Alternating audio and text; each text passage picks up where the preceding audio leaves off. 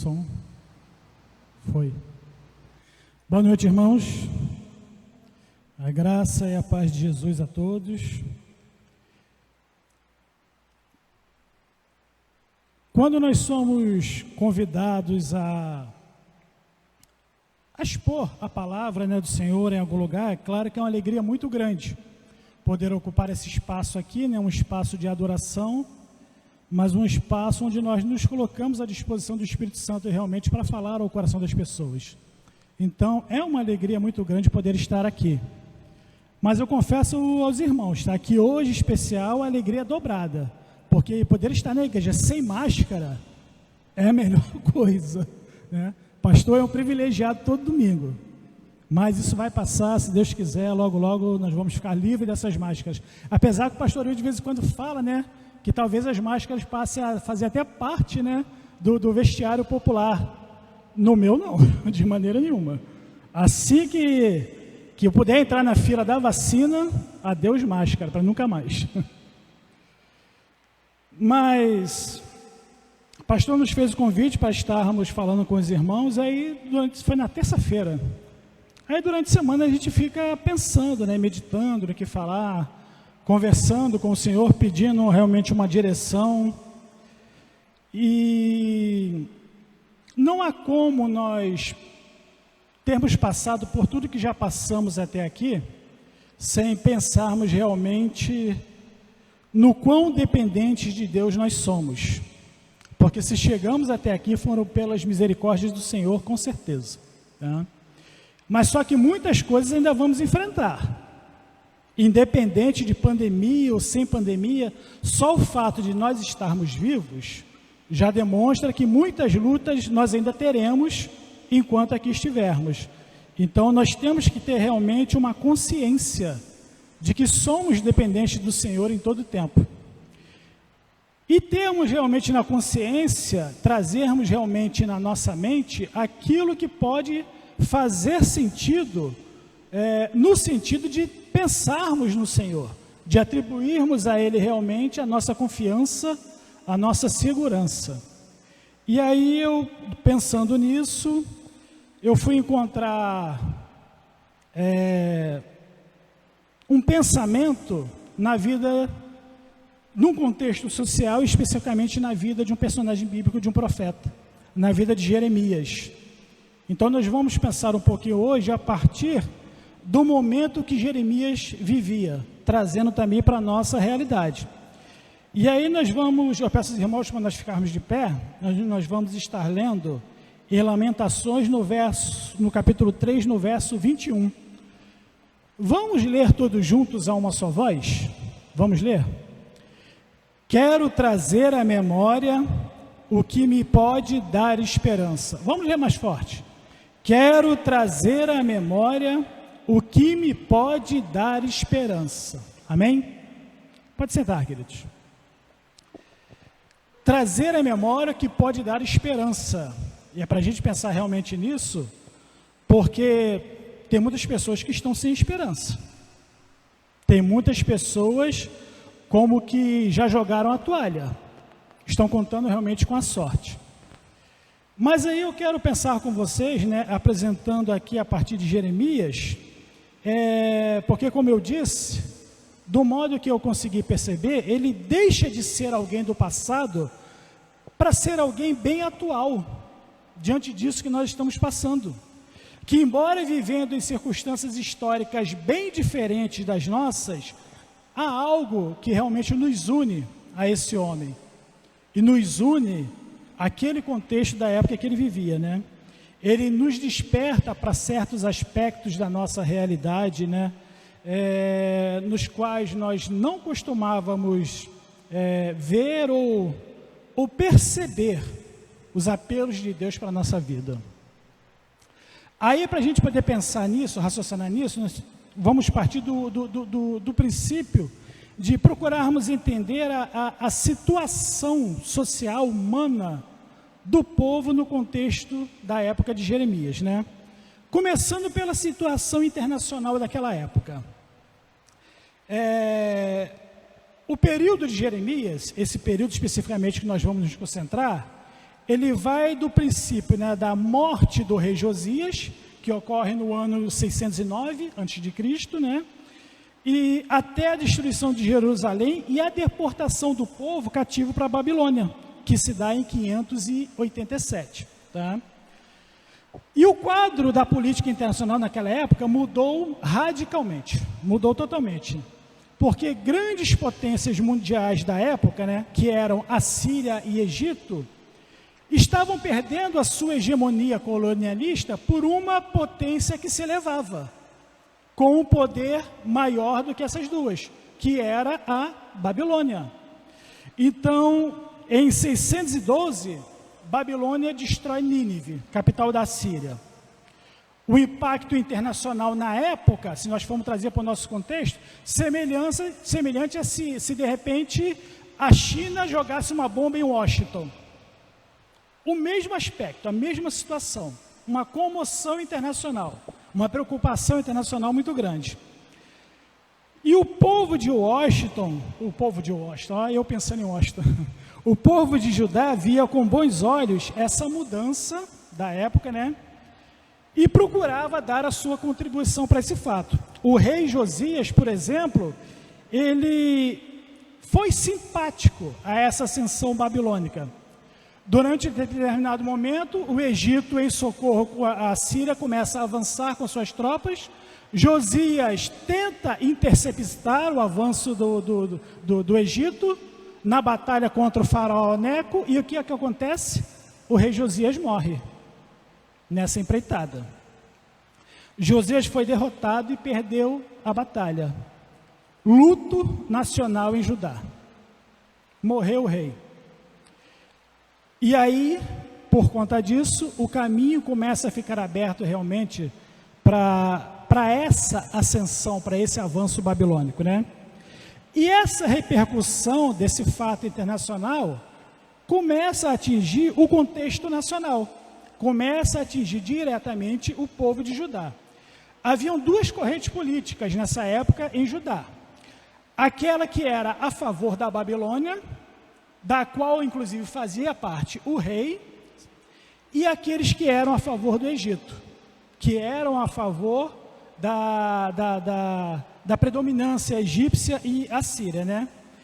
Assim, 3 meses após a morte de Josias, que era pró-Babilônia, né, o faraó do Egito conseguiu destronar também seu sucessor, Joacás, e colocar o novo rei no lugar, Joaquim. Ele assume respaldado pelo poder do Egito. Joaquim assume o reinado. E então, parte do povo acaba se tornando a favor do Egito, né? E nesse contexto, Babilônia então começa a se tornar um grande perigo. Há citações, por exemplo, lá em Jeremias, né, que cita a ascensão a opressão que vem do norte, se referindo totalmente a essa ascensão babilônica. E daí começam a haver intrigas, começam a haver revoltas contra a Babilônia, mas que acabam sendo todas elas esmagadas, né? De 602 até 587, a situação em Judá foi de uma confusão generalizada. Criou-se assim lentamente um sentimento antibabilônico, começaram a haver intrigas, politicagem, sabotagem, corrupção social, aumento da violência. Um verdadeiro caos começa a se instalar. As pessoas passaram realmente a não pensar mais direito, a não procurar realmente entender, né, tudo aquilo que eles estavam passando. E nisso, soluções assim meio que absurdas começam a ser propostas para que eles consigam enfrentar esse perigo. Soluções que, de maneira nenhuma, teriam como dar certo. Aí a gente ouve tudo isso, começa a ler essa questão e tantas outras questões, né? Não há como a gente não pensar na nossa realidade, né? Tanta situação, tanto caos social, tanta preocupação com as políticas externas, né? De poderes, né, que eram absolutos até uma certa época, que hoje se veem ameaçados por um terceiro poder. Não é assim que nós estamos vivendo hoje? com todo esse cenário que está acontecendo aí, a despeito de pandemia, não há realmente um certo caos social internacional acontecendo? A coisa não mudou muito nesse sentido, não, tá? Então, a situação nacional, ela passa, né, a ficar muito delicada.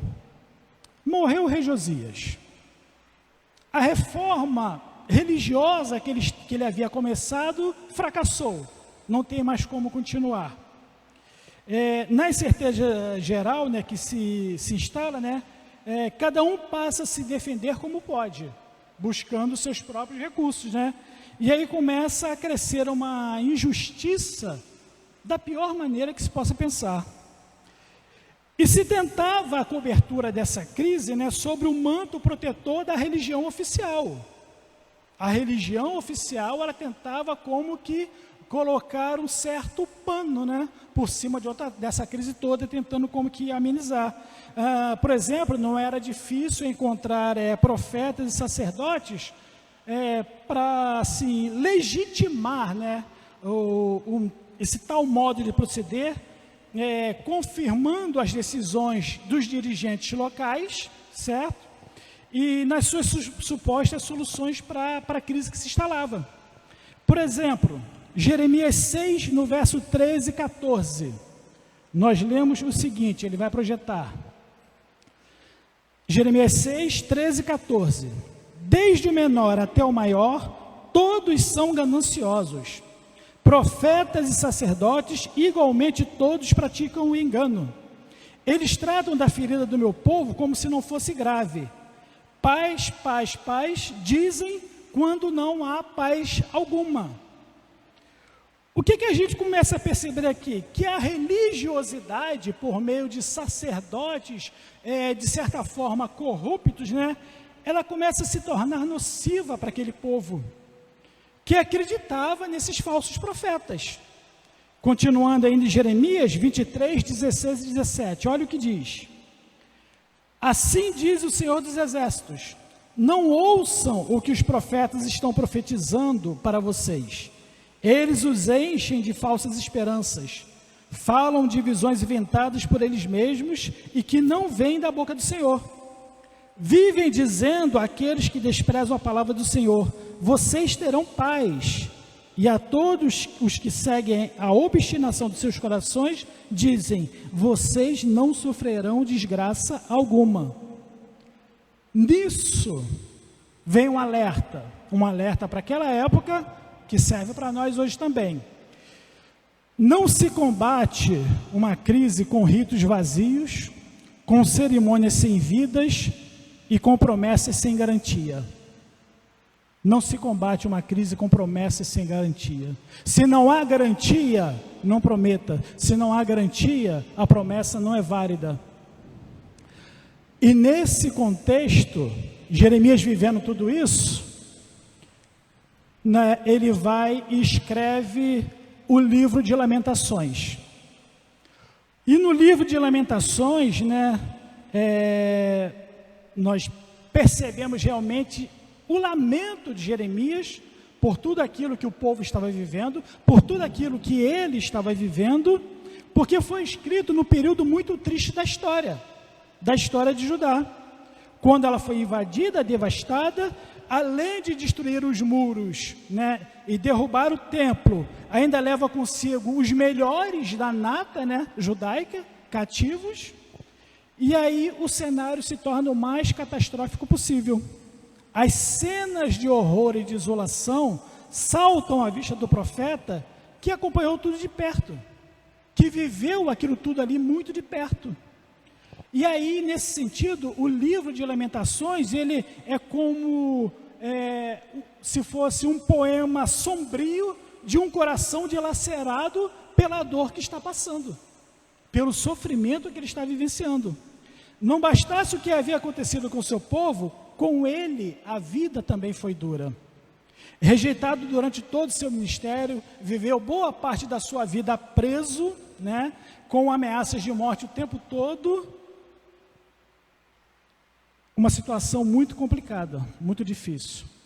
que poderia tirar realmente a esperança de qualquer coração, de qualquer pessoa.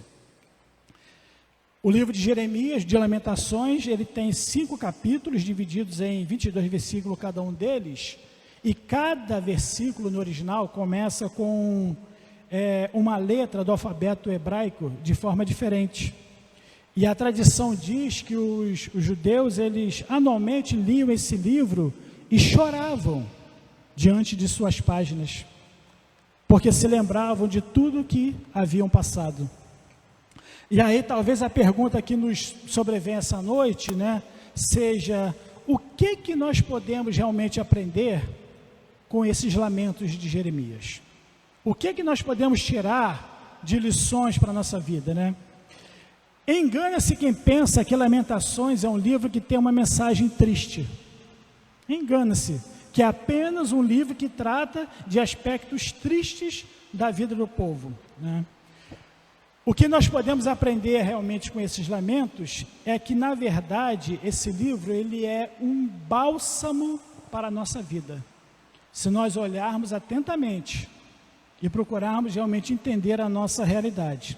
Ele é uma mensagem extremamente útil, porque quando menos nós esperamos, quando parece assim que está tudo muito bem, tudo sob controle, né, as estações da nossa vida mudam de uma hora para outra. Não foi assim no ano passado? Todos os planos traçados para 2020, né? Quantos planos, quantas empresas planejaram, quantas igrejas, ministérios, né, pastor, fizeram seus planejamentos, quantas pessoas, né, comemorações, festividades, tudo assim planejadinho, agenda formadinha, né? E de repente tudo muda. De repente, nada daquilo que eu idealizei vai se realizar. Nada daquilo que eu planejei vai se concretizar, né? As tempestades, como que nos alcançaram, né? Cenários mudaram.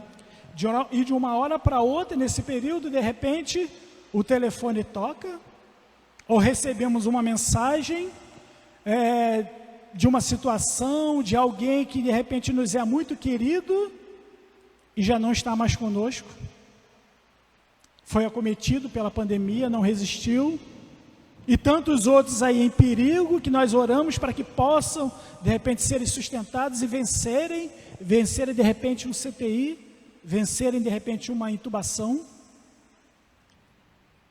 Não estamos livres, né, dos problemas, e aliás eles surgem a qualquer momento. Então, nós olhamos para a nossa volta e aí nós percebemos que não há nada realmente que a gente possa se agarrar. Não tem nada realmente que nós possamos nos agarrar e servir, né, de pano de fundo, de uma proteção que possamos dizer que é 100% confiável. Não há. E aí nós temos o afastamento social, falando da nossa realidade hoje, temos as máscaras, o álcool gel, mas o que é isso realmente diante do que nós estamos vivendo? Senão paliativos, que dão resultado? Dão, mas são 100%? Não são, porque quantos, nem com tudo isso, não conseguiram resistir? Graças a Deus estamos aqui, graças a Deus sobrevivemos, mas e o amanhã? Temos convicção, certeza quanto ao amanhã? Se ele vai chegar para nós? Acho que não, né?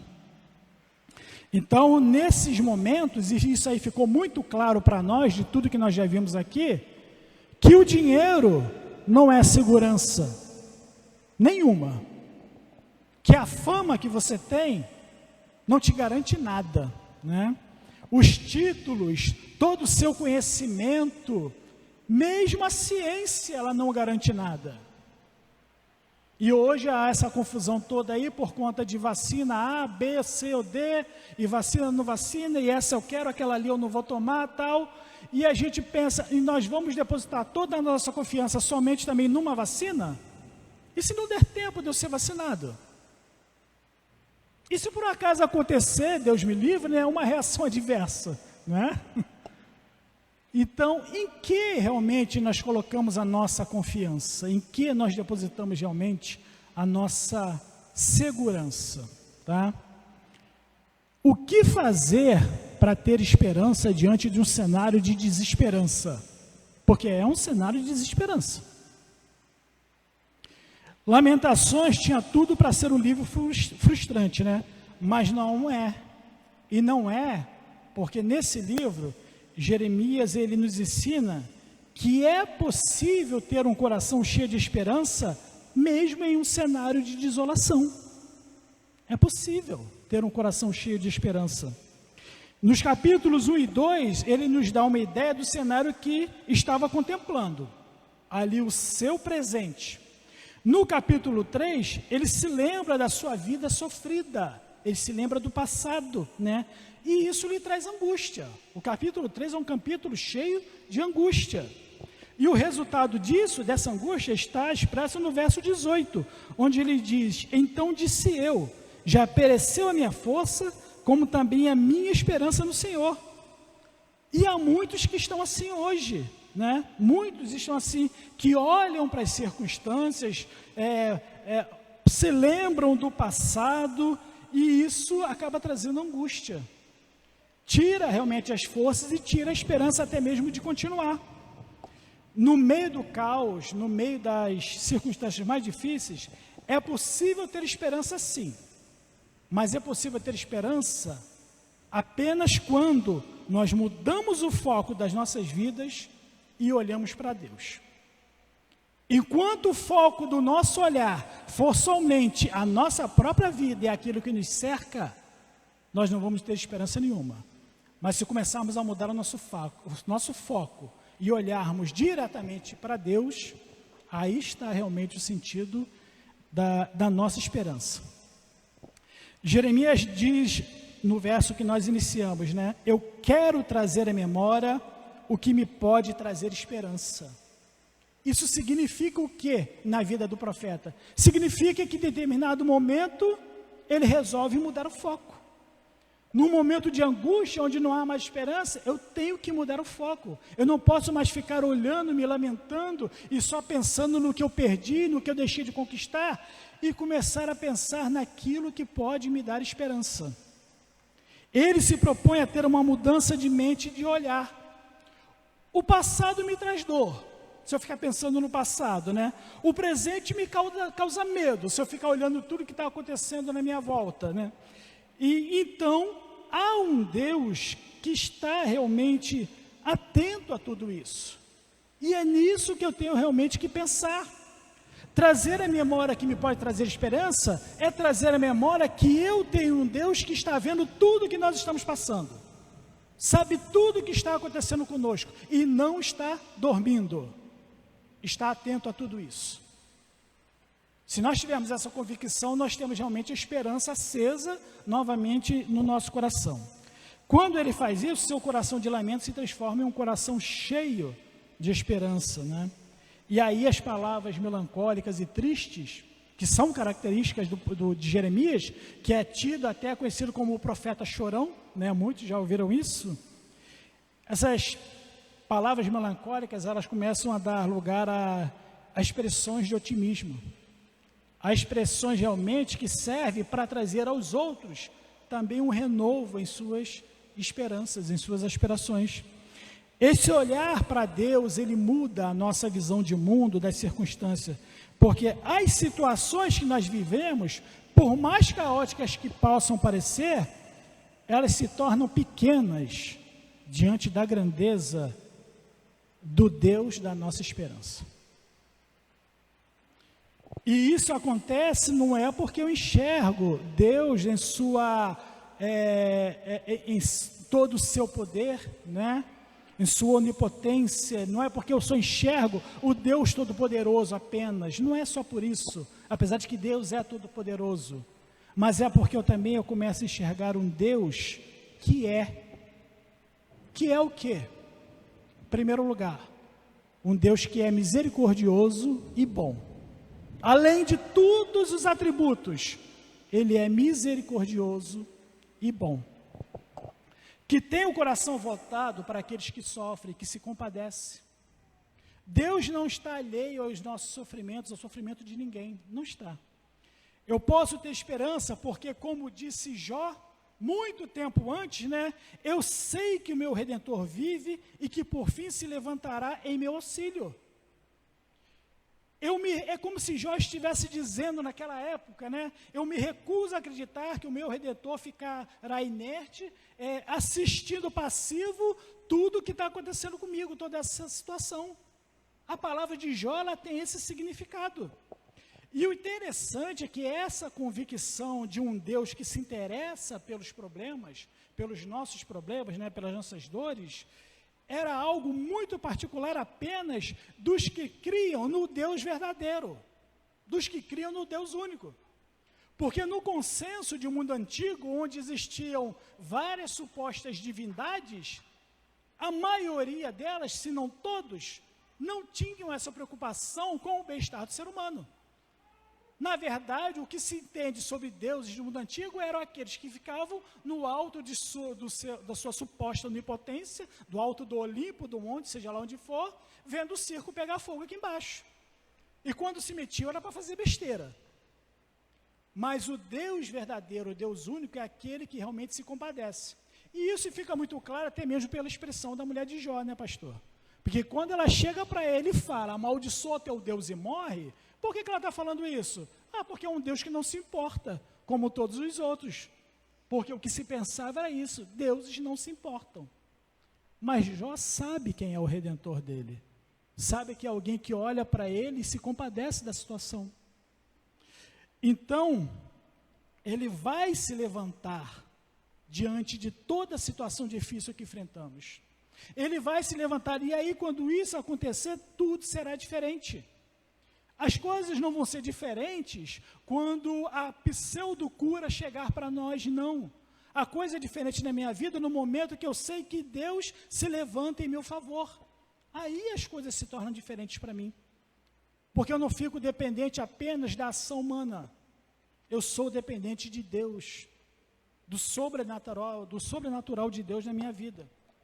Porque ainda que Ele não nos livre das circunstâncias, e nós estamos sujeitos a elas, estão aí. Está claro isso? Não está claro? Que as circunstâncias estão aí nos atingindo? Ainda que Ele não nos livre dela, Ele nos livra nelas. E nós conseguimos realmente passar por todos os problemas da vida. Eu estou falando do momento atual, mas de verdade isso serve para a vida toda. Porque na vida toda nós enfrentamos momentos de crise, momentos de angústias, não é? Jeremias sabia que tudo aquilo que o povo estava vivendo, tudo aquilo que estava passando era a consequência do pecado, né? Mas havia nele uma certeza de que Deus era misericordioso, que não ia simplesmente se deter olhando o pecado do povo e nunca mais deixar que a maldição saísse de cima daquele povo. Porque não são as circunstâncias que diziam para ele, né, ou que dizem para mim que Deus me ama. Não são nas circunstâncias, né? Não é diante dos problemas e de conseguir passar por eles que eu consigo entender que Deus me ama. Deus me ama porque eu consegui sobreviver à pandemia. Não é por isso que Deus me ama. Ele me ama e me quer bem porque há dentro de mim uma convicção, uma certeza disso. Que eu sei que Ele me ama e quer bem, independente das circunstâncias. E é por isso que Abacuque 3, 17 e 18... diz o seguinte, vamos ler. Mesmo não florescendo a figueira, não havendo uvas na videira, mesmo falhando a safra de azeitonas, não havendo produção de alimento nas lavouras, nem ovelhas no curral, nem bois nos estábulos, ainda assim eu exultarei no Senhor e me alegrarei no Deus da minha salvação. Eu sei que Deus me ama, não é pelo que eu tenho, pelo que eu deixo de ter. Eu sei que Deus me ama porque Ele me ama apenas. Porque eu sou dele, porque Ele é meu. Porque Ele é o meu Deus. E Ele não precisa me provar que me ama. Simplesmente eu sinto o seu amor o tempo todo. E aí, o outro aspecto, né, o segundo aspecto de que Deus é fiel. Além de misericordioso e bom, Deus é fiel. E nós falamos isso daí é adesivo de carro, né? Mas sentimos isso realmente? Conseguimos compreender realmente essa fidelidade de Deus para conosco? A fidelidade de Deus é a capacidade de Deus cumprir o que nos prometeu, tá? E 2 Timóteo 2, verso 13, diz o seguinte: se formos infiéis, ele permanece fiel, porque não pode negar-se a si mesmo. O que isso quer dizer? Que a fidelidade de Deus não é uma qualidade de Deus, sabe? Não é um adjetivo, não é uma qualidade. A fidelidade de Deus é parte do próprio Deus. Negá-la é o mesmo que negar a si próprio. Não tem como Deus não ser fiel, porque Ele é fiel em sua essência. Tanto quanto Ele é amor em sua essência, tanto quanto Ele é misericórdia em sua essência. Então, Deus nunca vai deixar de ser fiel, porque deixar de ser fiel seria se anular, e Deus nunca vai se anular. Então, tenha certeza, meu irmão, minha irmã, Deus é fiel o tempo todo. Isso não é apenas um adesivo para para-brisa de carro, isso tem que ser uma realidade na nossa vida.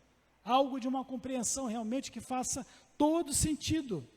Haverá momentos em nossas vidas em que nós vamos ser desafiados a escolher entre o que nossos olhos veem, né, e aquilo que Deus nos diz. E qual é a nossa decisão?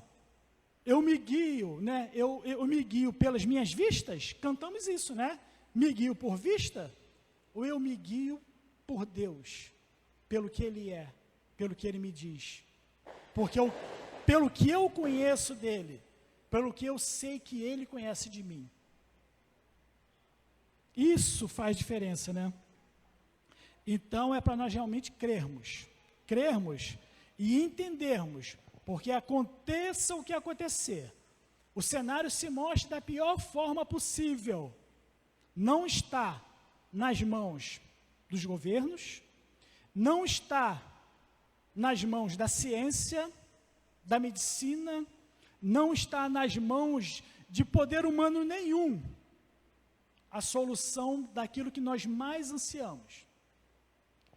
Está no Senhor a solução para tudo, porque do Senhor é a última palavra.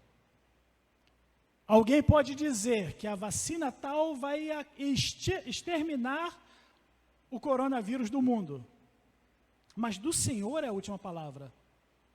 Isso só vai ser exterminado do mundo se o Senhor quiser que seja. Da mesma forma, alguém poderia dizer, e quantas vezes acontece, né?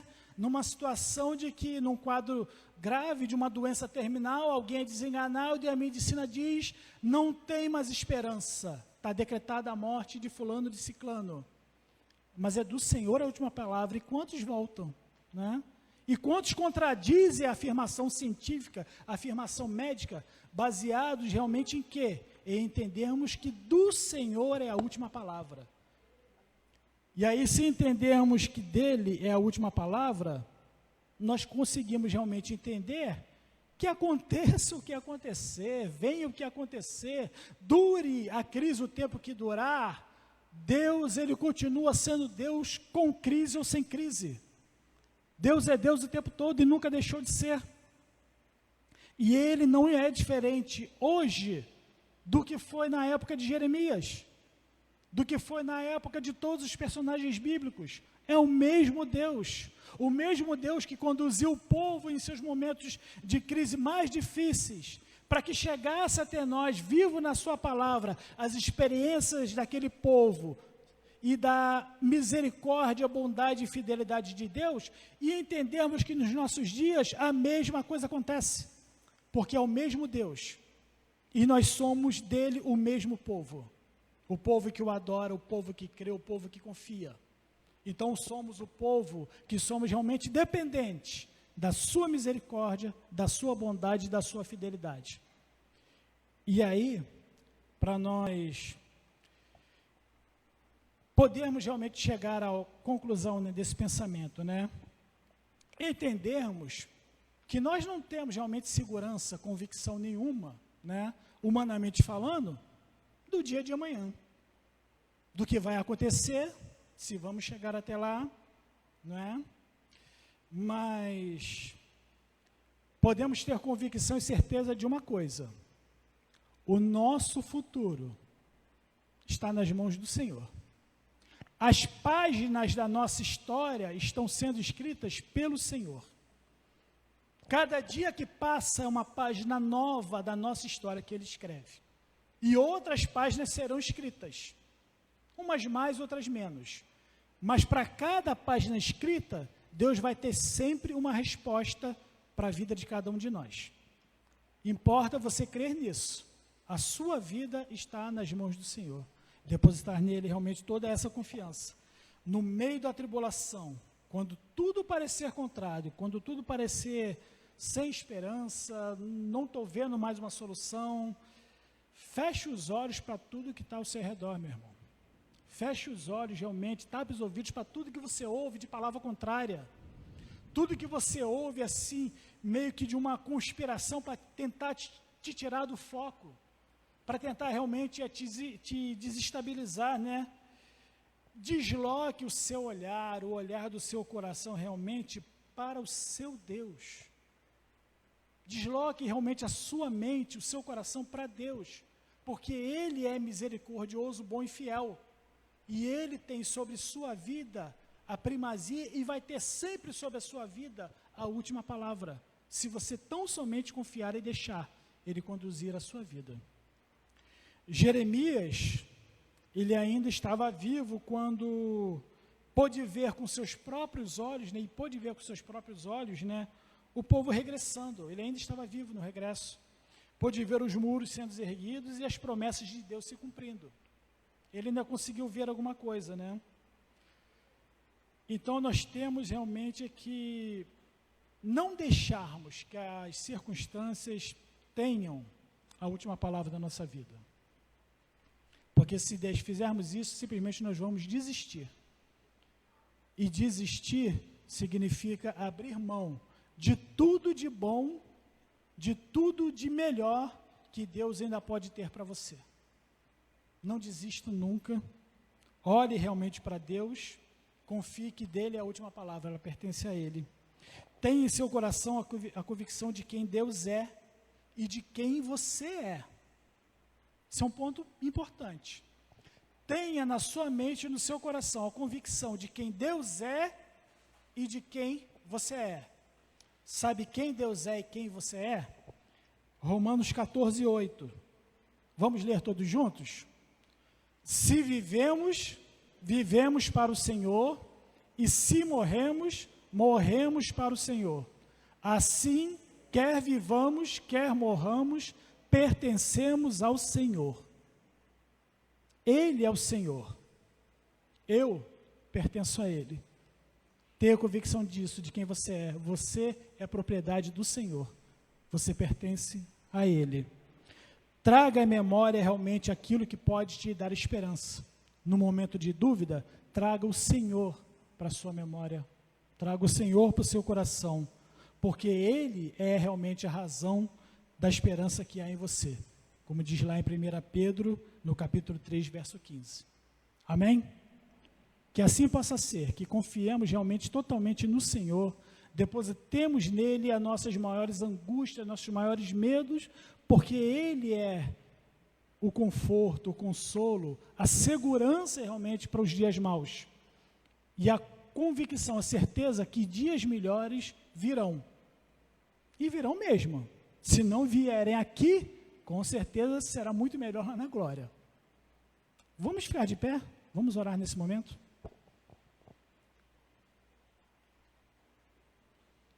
Feche seus olhos, incline sua cabeça. Pai querido, eu quero, Senhor, te agradecer, Deus, porque somos o teu povo, Pai, o povo escolhido do Senhor. Porque um dia compreendemos, ó Deus, a tua palavra, compreendemos o teu amor, entregamos nossas vidas a Jesus e passamos, ó Deus, a viver, ó Deus, procurando, ó Deus, caminharmos segundo os teus propósitos, segundo a tua direção.